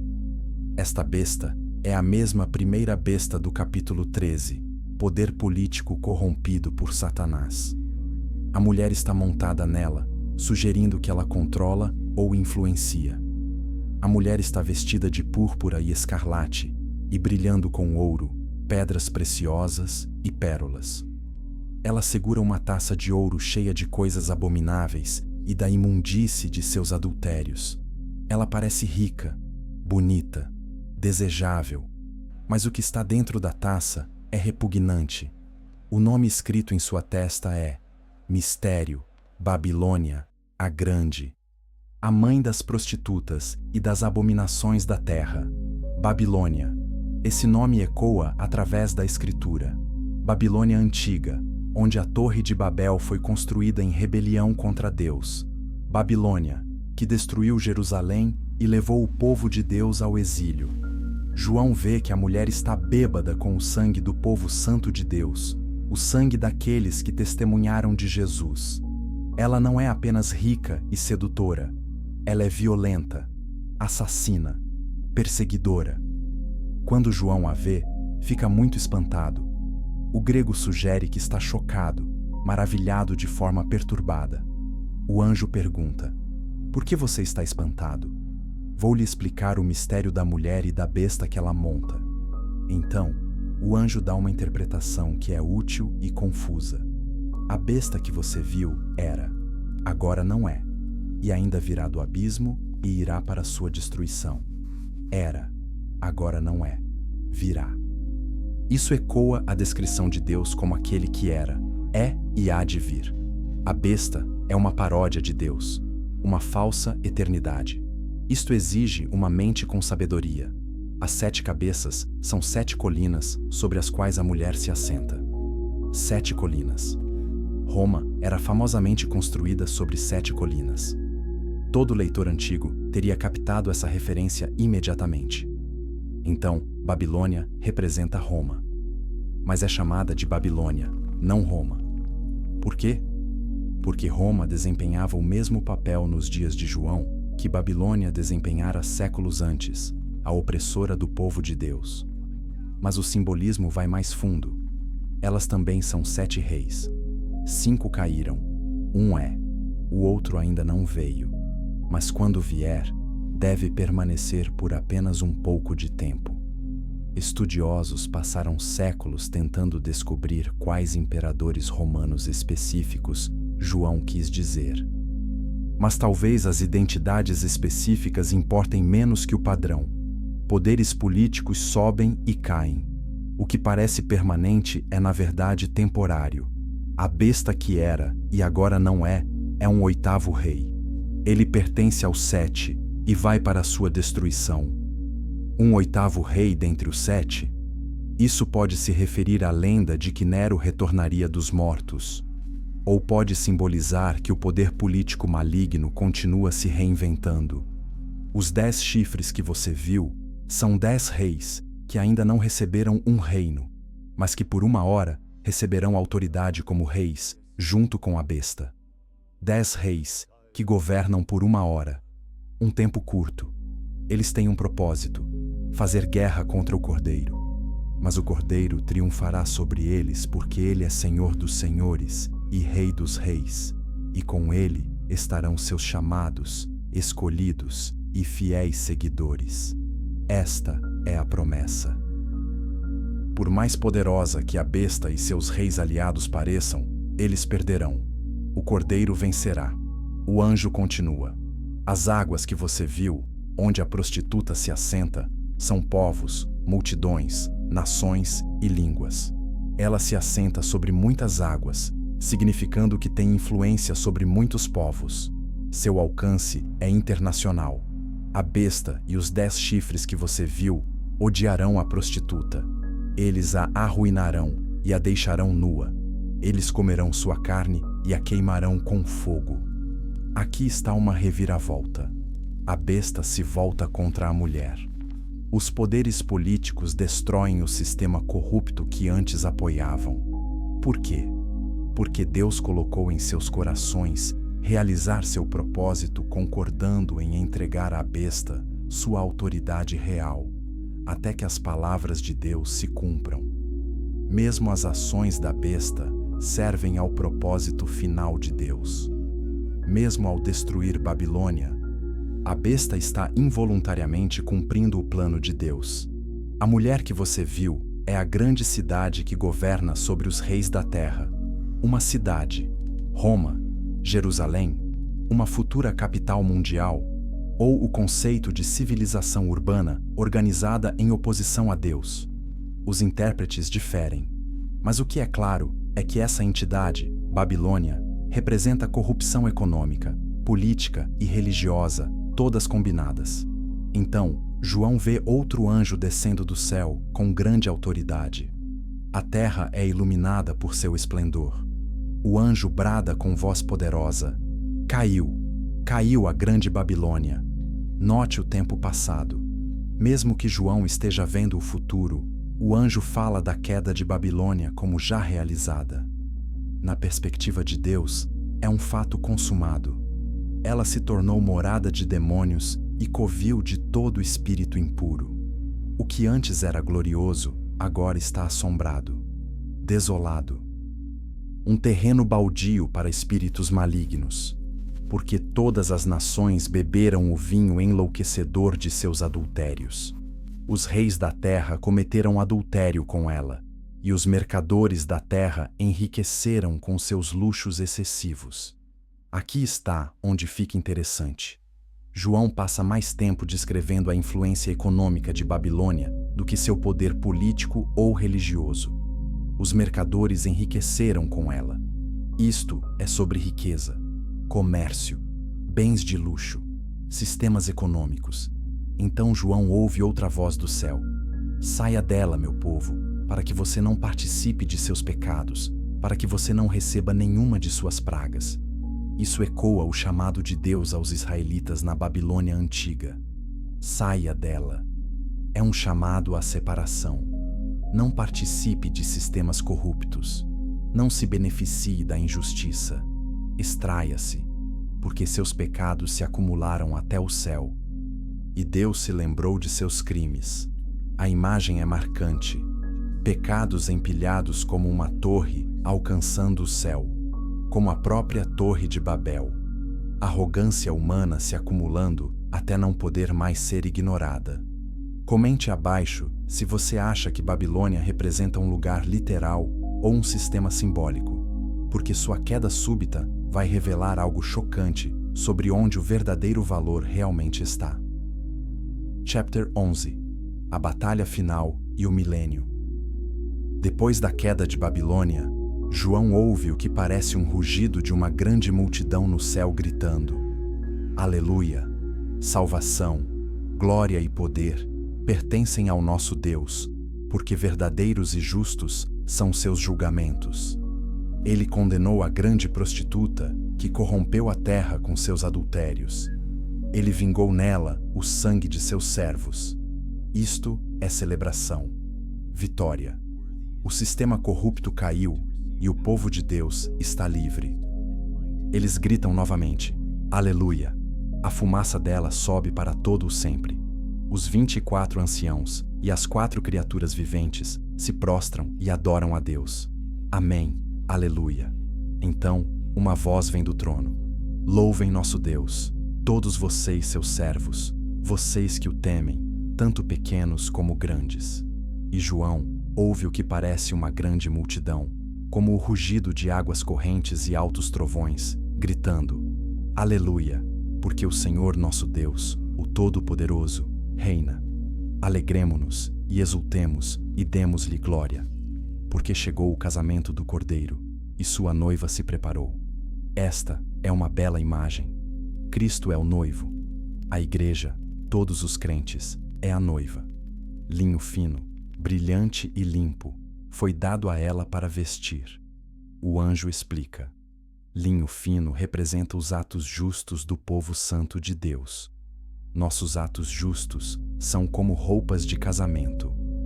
Não para ganhar salvação, isso é pela graça, mas para nos preparar para a celebração. O anjo diz a João: escreva isto: bem-aventurados os que são convidados para a ceia de casamento do Cordeiro. Então, ele acrescenta: estas são as palavras verdadeiras de Deus. João está tão sobrecarregado que cai aos pés do anjo para adorá-lo. Mas o anjo o impede: não faça isso. Eu sou um conservo seu e de seus irmãos e irmãs que se apegam ao testemunho de Jesus. Adore a Deus. Mesmo os anjos não aceitam adoração. Somente Deus merece isso. Então o céu se abre e João vê um cavalo branco. Seu cavaleiro é chamado Fiel e Verdadeiro. Com justiça ele julga e faz guerra. Seus olhos são como fogo ardente. Em sua cabeça há muitas coroas. Ele tem um nome escrito nele que ninguém conhece, exceto ele mesmo. Ele está vestido com um manto mergulhado em sangue. E seu nome é o Verbo de Deus. Este é claramente Jesus. O Verbo de Deus ecoa o Evangelho de João. No princípio era o Verbo. Os exércitos do céu o seguem, montados em cavalos brancos e vestidos de linho fino, branco e limpo. Saindo de sua boca vem uma espada afiada com a qual ferirá as nações. Ele as governará com cetro de ferro. Ele pisa o lagar da fúria da ira de Deus Todo-Poderoso. Em seu manto e em sua coxa tem este nome escrito: Rei dos Reis e Senhor dos Senhores. Este é Cristo em seu papel como juiz e conquistador. Não o pastor gentil, não o servo sofredor. Este é Cristo retornando em poder para derrotar o mal de uma vez por todas. Um anjo em pé no sol clama em alta voz a todas as aves voando no meio do céu: venham, reúnam-se para a grande ceia de Deus, para que possam comer a carne de reis, generais e poderosos, de cavalos e seus cavaleiros, e a carne de todas as pessoas, livres e escravas, pequenas e grandes. Esta é uma imagem grotesca, um banquete de morte, o oposto da ceia de casamento do Cordeiro. Então, João vê a besta e os reis da terra com seus exércitos reunidos para fazer guerra contra o cavaleiro do cavalo branco e seu exército, isto é, a batalha final, Armagedon. Mas não é realmente uma batalha, é mais como uma execução. A besta foi capturada, e com ela, o falso profeta que havia realizado os sinais em seu nome. Sem luta, sem combate, apenas capturados. Os dois foram lançados vivos no lago de fogo que arde com enxofre. Este lago de fogo se tornará significativo. É o destino final de todo o mal. O restante foi morto com a espada que saía da boca do cavaleiro do cavalo. A espada da boca de Cristo é sua palavra. Ele fala. E o mal é destruído, e todas as aves se fartaram de sua carne. Acabou. A besta e o falso profeta estão derrotados. Seus seguidores estão destruídos, mas ainda há um inimigo restante, o próprio Satanás, o dragão. João vê um anjo descendo do céu, tendo a chave do abismo e segurando em sua mão uma grande corrente. O anjo agarra o dragão, aquela antiga serpente que é o diabo ou Satanás, e o prende por 1000 anos. Ele o lança no abismo, tranca-o e sela sobre ele, para impedi-lo de enganar as nações, mais até que os 1000 anos terminem. Depois disso, ele deve ser solto por pouco tempo. Esta passagem gerou enorme debate teológico. O milênio, o reinado de 1000 anos.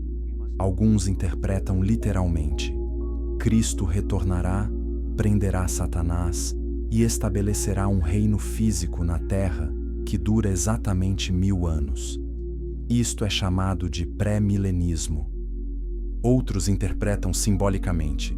Os 1000 anos representam toda a era da Igreja, desde a primeira vinda de Cristo até a sua segunda vinda. Satanás está preso no sentido de que seu poder é limitado.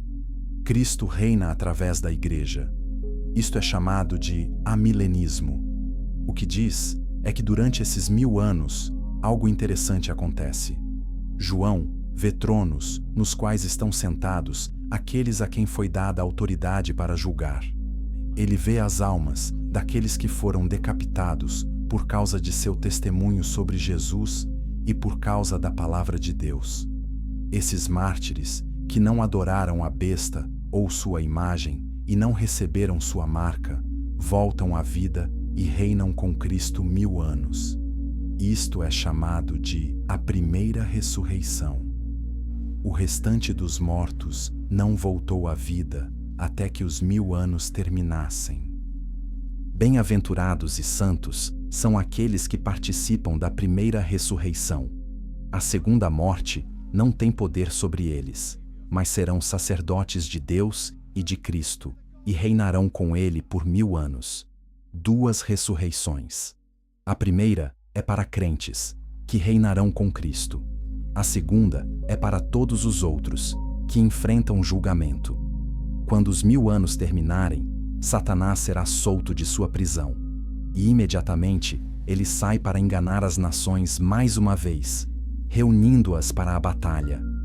Em número, são como a areia da praia do mar. Mesmo após 1000 anos do reinado de Cristo, inúmeras pessoas escolhem seguir Satanás. Isto é desconcertante e trágico. Eles marcham pela largura da terra e cercam o acampamento do povo de Deus, a cidade que ele ama. Mas a batalha é ainda mais curta desta vez. Fogo desceu do céu e os devorou, sem luta, apenas destruição. E o diabo que os enganou foi lançado no lago de enxofre ardente, onde a besta e o falso profeta haviam sido lançados. Note que a besta e o falso profeta já estão lá, lançados 1000 anos antes. Eles não foram aniquilados. Eles ainda estão lá, em tormento. Eles serão atormentados dia e noite para todo sempre. Para sempre. Não temporário, não corretivo, eterno. Esta é uma das declarações mais solenes da Escritura. O inferno é real, é eterno, é terrível. Então João vê um grande trono branco e aquele que estava sentado nele. A terra e os céus fugiram de sua presença, e não havia lugar para eles. A velha criação desaparece. Não pode existir na presença deste trono. João vê os mortos, grandes e pequenos, em pé diante do trono. Livros são abertos. Outro livro é aberto, o livro da vida.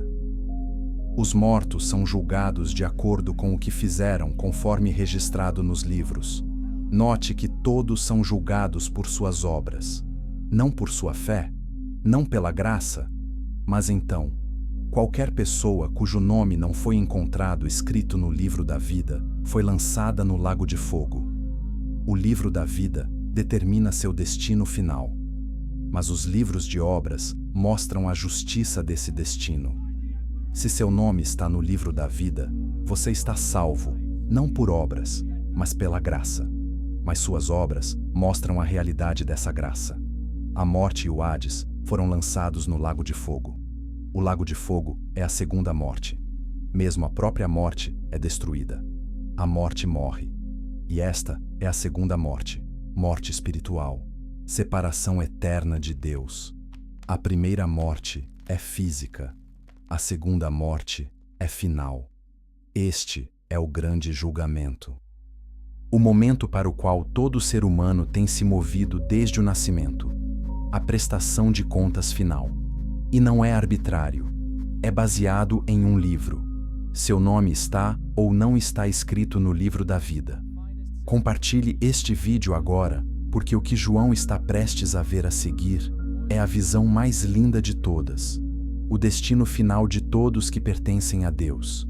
Um lugar onde toda lágrima é enxugada e onde a morte não existe mais. Chapter 12. Um novo céu, uma nova terra. Então vi um novo céu e uma nova terra, pois o primeiro céu e a primeira terra haviam passado, e não havia mais mar. Um novo céu e uma nova terra.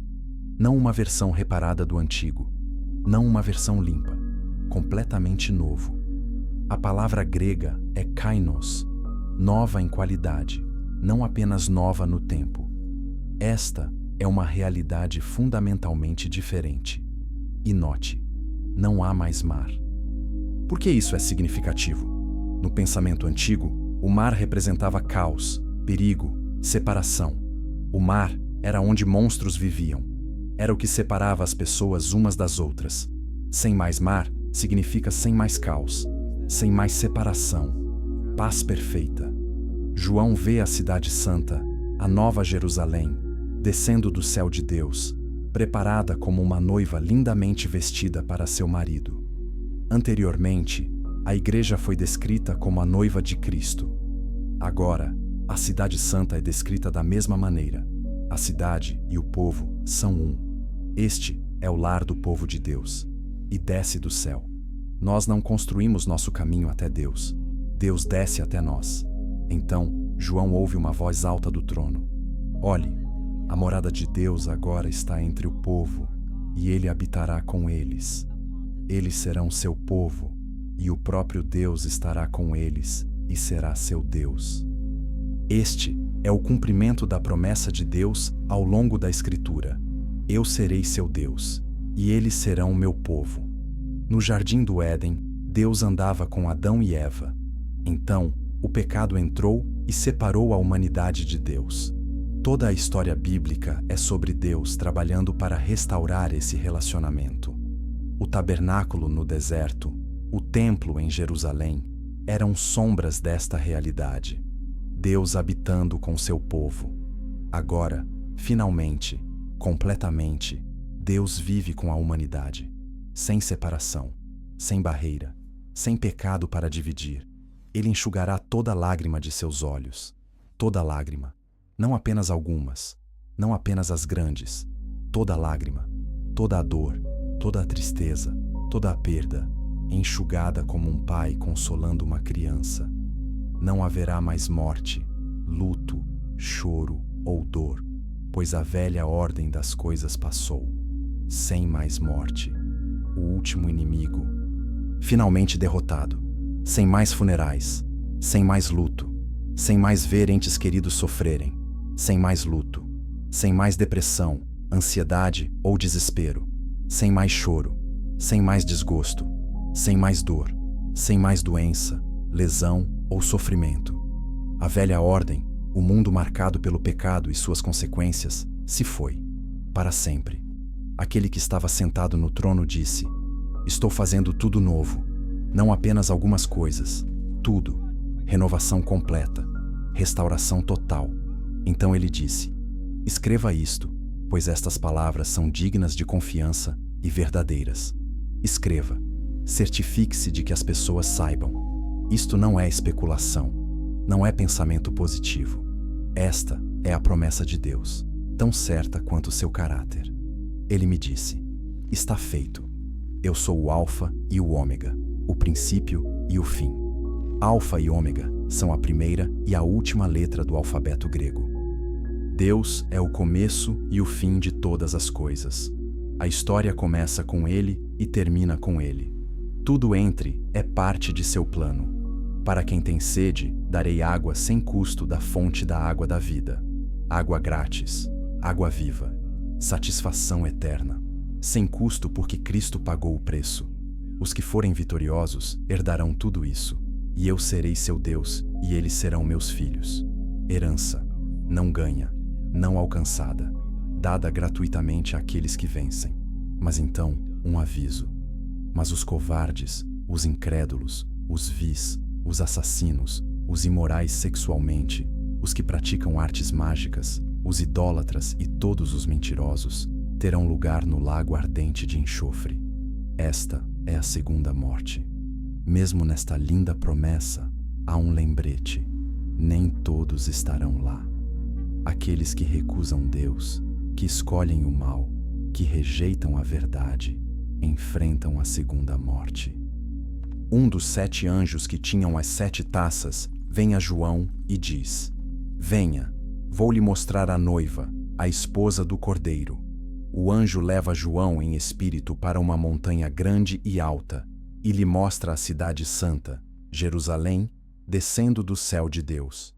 Ela brilha com a glória de Deus, e seu brilho era como o de uma pedra muito preciosa, como um jaspe, claro como cristal. A própria cidade irradia a glória de Deus. É tão bonita que João luta para descrevê-la. Ela tem um grande muro alto com 12 portões, e com 12 anjos nos portões. Nos portões estavam escritos os nomes das 12 tribos de Israel. 12 portões, 3 de cada lado, nomeados segundo as 12 tribos. Israel é fundamental para esta cidade. O muro da cidade tinha 12 fundações, e nelas estavam os nomes dos 12 apóstolos do Cordeiro. 12 fundações com os nomes dos apóstolos. A igreja também é fundamental. Antigo Testamento e Novo Testamento unidos. Israel e a igreja juntos. Um povo de Deus. O anjo mede a cidade com uma vara de medir de ouro. É um cubo perfeito.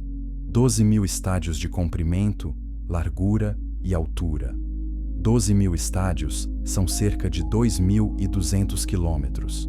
Um cubo de 2.200 quilômetros em cada dimensão. Massivo além da compreensão. Mas mais importante, é um cubo perfeito. Como o Santo dos Santos no templo, que também era um cubo. A cidade inteira é um Santo dos Santos. Toda a cidade é a morada de Deus. O muro tem 64 metros de espessura e é feito de jaspe. A própria cidade é feita de ouro puro, puro como vidro. Ouro tão refinado que é transparente. Pureza tão completa que você pode ver através. As fundações dos muros da cidade são decoradas com todo tipo de pedra preciosa: jaspe, safira, ágata, esmeralda, ônix, rubi, crisólito, berilo, topázio, turquesa, jacinto e ametista. Toda a cor imaginável. Um arco-íris de beleza. Os 12 portões são 12 pérolas, cada portão feito de uma única pérola. Nos tempos antigos, pérolas eram as gemas mais valiosas. E elas se formam através do sofrimento, um grão de areia irritando uma ostra, que o cobre com camadas de beleza. Esses portões formados através do sofrimento levam à cidade da alegria eterna. A grande rua da cidade é ouro puro, transparente como vidro. Você pode andar sobre ouro. Não porque o ouro seja comum lá, mas porque o que mais valorizamos aqui é apenas pavimento lá. João nota algo faltando. Não vi templo na cidade, porque o Senhor Deus Todo-Poderoso e o Cordeiro são seu templo. Sem templo. Por quê? Porque os templos existem para abrigar a presença de Deus. Mas na Nova Jerusalém, Deus está em todo lugar. A cidade inteira é seu templo. A cidade não precisa do sol ou da lua para brilhar sobre ela, pois a glória de Deus lhe dá luz, e o Cordeiro é sua lâmpada. Sem sol ou lua, a glória de Deus fornece toda a luz necessária. As nações caminharão por sua luz, e os reis da terra trarão seu esplendor para ela. Nações, reis, Quem são eles? Este é um dos mistérios da nova criação. Parece que haverá distinções, papéis, contribuições de diferentes povos, mas todos unidos sob o reinado de Deus. Em nenhum dia seus portões serão fechados, pois não haverá noite ali. Portões perpetuamente abertos, sem medo de invasão, sem necessidade de segurança, segurança perfeita. A glória e honra das nações serão trazidas para ela. Tudo de bom da história humana, de cada cultura, de alguma forma estará presente, não perdido, mas redimido e aperfeiçoado. Nada impuro jamais entrará nela, nem ninguém que faça o que é vergonhoso ou enganoso, mas apenas aqueles cujos nomes estão escritos no livro da vida do Cordeiro. O livro da vida novamente. Essa é a chave. Isso determina quem entra. Então, o anjo me mostrou o rio da água da vida, claro como cristal, fluindo do trono de Deus e do Cordeiro, pelo meio da grande rua da cidade. Um rio. No jardim do Éden, um rio regava o jardim. Agora, um rio flui pela cidade. Paraíso restaurado e aperfeiçoado. De cada lado do rio estava a árvore da vida, dando 12 colheitas de frutos, produzindo seus frutos todos os meses. E as folhas da árvore são para a cura das nações. A árvore da vida. Em Gênesis, após a queda, Deus bloqueou o acesso à árvore da vida.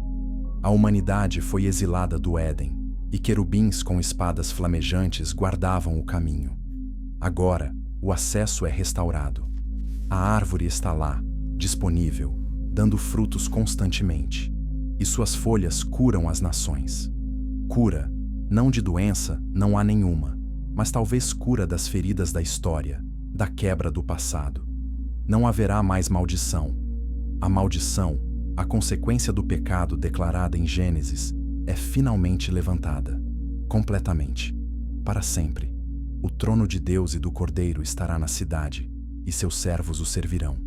Serviço. Mesmo no paraíso, há propósito, trabalho, contribuição. Mas é serviço alegre, não trabalho oneroso. Eles verão sua face, e seu nome estará em suas testas. Ver sua face. No Antigo Testamento, ninguém podia ver a face de Deus e viver. Moisés viu apenas as costas de Deus. Mesmo esse encontro deixou Moisés brilhando, mas na nova criação, os crentes verão a face de Deus. Acesso direto, sem filtro, à presença de Deus. Seu nome em suas testas, assim como a besta marcou seus seguidores, Deus marca seu povo. Propriedade, identidade, pertencimento. Não haverá mais noite. Eles não precisarão da luz de uma lâmpada ou da luz do sol, porque o Senhor Deus lhes dará luz. E eles reinarão para todo o sempre, sem mais noite. Luz constante, alegria constante, comunhão constante com Deus. E nós reinaremos, governaremos, teremos autoridade e responsabilidade, para sempre. Esta não é uma eternidade passiva de flutuar em nuvens. É uma existência ativa, proposital, alegre. O anjo diz a João: estas palavras são dignas de confiança e verdadeiras. O Senhor, o Deus que inspira os profetas, enviou seu anjo para mostrar a seus servos as coisas que devem acontecer em breve. Em breve? Faz 2000 anos. Como isso é em breve? Talvez, da perspectiva de Deus, toda a história humana seja breve. Ou talvez em breve signifique iminentemente, poderia acontecer a qualquer momento. O próprio Jesus diz: olhe, venho em breve. Bem-aventurado aquele que guarda as palavras da profecia escritas neste rolo. Venho em breve. Ao longo do Apocalipse, Jesus enfatiza a urgência. Não atrase. Esteja pronto. João está tão sobrecarregado que novamente cai para adorar o anjo. E novamente, o anjo o impede. Não faça isso. Eu sou um conservo seu e de seus companheiros profetas e de todos os que guardam as palavras deste rolo. Adore a Deus. Então, Jesus dá uma instrução final. Não cele as palavras da profecia deste rolo, porque o tempo está próximo. Não cele. Compartilhe, proclame. O tempo está próximo. Que aquele que faz o mal continue fazendo o mal. Que a pessoa vil continue sendo vil. Que aquele que faz o certo continue fazendo o certo. E que a pessoa santa continue sendo santa. Isto é solene.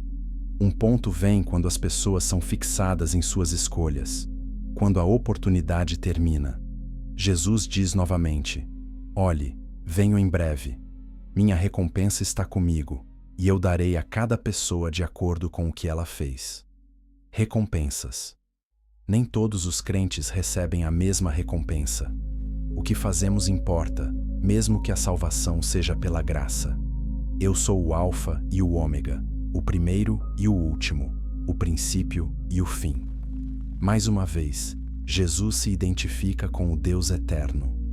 Bem-aventurados os que lavam suas vestes, para que possam ter o direito à árvore da vida e possam passar pelos portões para entrar na cidade. Lave suas vestes no sangue do Cordeiro. É assim que você ganha acesso. Fora estão os cães, aqueles que praticam artes mágicas, os imorais sexualmente, os assassinos, os idólatras e todos os que amam e praticam a falsidade. Fora, não aniquilados, não reformados, apenas fora, excluídos da cidade, da presença de Deus, para sempre. Jesus conclui: eu, Jesus, enviei meu anjo para lhe dar este testemunho para as igrejas. Eu sou a raiz e a descendência de Davi, e a resplandecente estrela da manhã. Raiz e descendência de Davi, conectando Jesus à linhagem real de Israel. Estrela da manhã, anunciando o novo dia. O Espírito e a noiva dizem: venha. E que aquele que ouve diga: venha. Que aquele que tem sede venha. E que aquele que desejar tome de graça a água da vida. Um convite. Venha. Não é tarde demais. A água da vida é gratuita. Você pode tê-la se quiser. Jesus dá um aviso final. Eu aviso a todos que ouvem as palavras da profecia deste rolo. Se alguém lhes acrescentar algo, Deus lhe acrescentará as pragas descritas neste rolo. E se alguém tirar palavras deste rolo de profecia, Deus tirará dessa pessoa qualquer parte na árvore da vida e na cidade santa. Este livro está completo, sagrado, não deve ser alterado. Jesus diz uma última vez: sim, venho em breve. E João responde com o clamor dos crentes por 2000 anos: amém. Venha, Senhor Jesus. Venha, por favor, venha. Estamos prontos, estamos esperando. Ansiamos por você. O livro termina com uma bênção. A graça do Senhor Jesus seja com o povo de Deus. Amém. Graça. É assim que começou a graça de Deus ao enviar Jesus.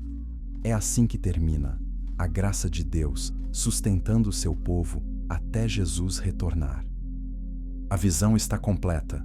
João viu tudo, das igrejas da Ásia à sala do trono do céu, da quebra dos selos à queda de Babilônia, da batalha final à nova criação.